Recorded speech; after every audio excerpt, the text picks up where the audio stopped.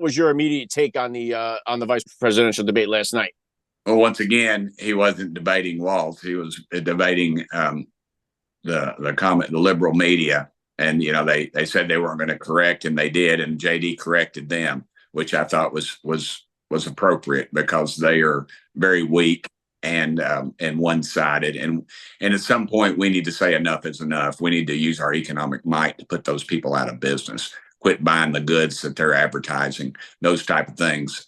During the civil rights movement, that really is what helped bring this country to its knees, was a lot of that in our conscience. And hopefully those two things will play in the part here. But I thought JD did excellent. He's smart. And I think it also put to rest the fact that Trump, the difference between Trump and Kamala Harris is a lot of things, obviously. But one is that he's not afraid to have somebody with some sense. That's maybe that somebody, he's not afraid to have somebody that'll outshine him. Not that JD would, but Kamala Harris picks a guy who's really just a dud. He's probably a likable communist, but he's still a communist. He's a left winger. The Black Lives Matters riots that happened in his state that were allowed to happen, and his wife saying how something about enjoying the smell of burning tires or something. I don't know. I've smelled burning tires, and I don't. It's the quickest way to a black lung that you can get. But the differences are so obvious that even the national media couldn't step off this one. So they're all, except for Joy Reid. That clown show on that station, that's pathetic. It was just very obvious the qualifications that JD has and his ability. He can think on his feet. But the one thing you got to remember in a debate, you bring your side, I bring my side, and we both leave thinking we won. And I guess the other fact is that they during a debate, you're asked a question, you have to give a split-second answer. And in Washington, D.C., there's no split-second answers other than, if you're walking across the street, do I look both ways or not? That's about it. Because there's nothing that happens that fast. It's glaciers smoke us.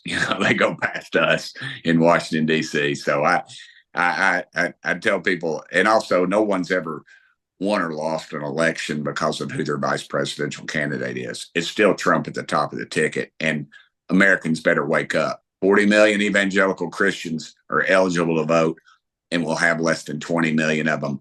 These arrogant, and I'm a Christian, and they're just arrogant. They are arrogant, and they are going to sit on their ass and let this happen. Let us lose our country. It's scary to think, and this is all hands on deck. It's got to be now or never. And I think, though, you're right. I think the vice presidential debate, how much does it play into who you're going to pick at the top of the ticket? I don't really think it really makes a difference at the end of the day. I think what does matter is that, people, there are levels to this, and clearly J.D. Vance is on a much higher level. Tim Walz, I think, came off looking very pathetic, and especially when he was asked about his lie about the being in China in Tiananmen Square during this massacre. And I think, he comes out looking very bad about this. He gave like a 2-minute answer, talked a lot and said nothing. And then when it came down to it, said, oh, yeah, I'm just a knucklehead. It's like, well, the Three Stooges are knuckleheads. You're a liar. And I think that was pointed out very, very clearly. And when they pressed J.D. Vance about his previous comments about Trump, he was very prepared for that. He's admitted to those comments, admitted that he was wrong about those comments, and now he has a different point of view, which he explains. So I think the preparation alone seemed like maybe Tim Walz needed some preparation H to go along with that tampon that he's got going on, and J.D. Vance came very prepared. I couldn't have said it more succinctly, brother. I just get frustrated watching those things and think, does America see what I see? And I just... it almost makes you so sick when you're watching those things that you almost have to turn the channel. It's like a wreck on the interstate. You got to watch, you got to look. But his preparation was incredible. You're right. His advanced people were good, and I feel like that really played into it. But just his intellect, I think, is beyond reproach. in a situation like that. And I think we're going to be well served as him as our vice president again. But that's not going to happen if people don't get up and vote. If we got to turn off the View and the ABC, NBC, CBS, CNN pundits who are just trashing us and our way of life. Well, I think, Congressman, one of the great points that I think J.D. Vance hammered home was one of these that we constantly hear from the left about this fear-mongering about what Trump is going to do if he becomes president. He's going to be a dictator. There's going to be World War III. They're telling you all these things that are going to happen if Trump becomes president. Yet we have a 4-year record of Trump being president and not doing anything like what they're telling you. Meanwhile, you have Kamala Harris telling you, this is what I'm going to do if I'm president. That's what I'm going to do if I'm president. You put me in the White House. Meanwhile, we have a 4-year record of her being in the White House and doing absolutely none of those things. And I think J.D. Vance made that very, very clear. I think you're exactly right. And I think that you couldn't have, again, said it more succinctly. The difference between the two is night and day, brother. It is night and day. And she keeps saying, we're going to do these things. We're going to change these things. And this is what we've got under her. We've got higher gasoline prices. Automobile thefts are up. The price of groceries, the average American's paying over $600 a month more out of pocket. You know, that's $7,200 a year that people are just throwing out the back of their trucks, you know, and you didn't have that under Trump. You had economic security. You had people. I remember when I was mayor of Knox County, and some people that work for me, they're Democrats probably. I don't ask them. They're just very loyal to me. And they were young ladies. And I remember they got their first check under Trump's new tax plan. And granted, I didn't pay them a whole heck of a lot of money. They were in government. You're not supposed to get rich doing that. We saved that for the congressmen and their stock portfolios.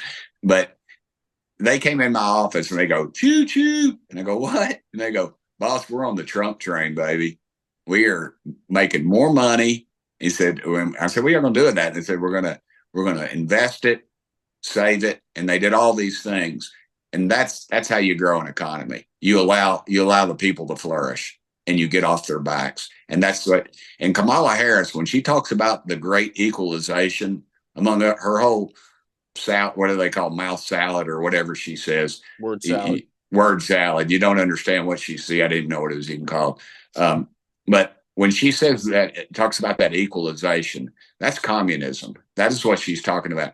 If you go back and read, and you gotta, facts are tricky things, Reagan used to say. And the truth is that her facts catch up to her. When she talks about that equalization, her dad was a communist. We all know that. And that's what's embedded in her heart. And that's what she is. And she can't get away from that. And when she talks about the DEI situation, how that some people are discriminated against, and that's how we should direct aid. People lost everything, and they're going to look at the color of somebody's skin over who they're going to give money to, or give help to. That's not the way it works in America. The debate last night, I think, went really, really well for J.D. Vance. I mean, even you have people like the New York Times, CNN admitting the same thing. It's hard to not call it as it was. How did you see it? What was your initial take on the vice presidential debate last night? Yeah, I was so proud of JD. I mean, he nailed it. He was so focused, so disciplined, and he came across as likable. I mean, and I think was one of the most important things to do, because, a lot of people, if they get their news from Rachel Maddow every night, they don't have anything positive about JD Vance in their mind. So the only time they're going to get to see JD Vance for real is an event like that debate. And I think he broke through, and people that didn't come into the night liking JD Vance left going, he's a pretty good guy.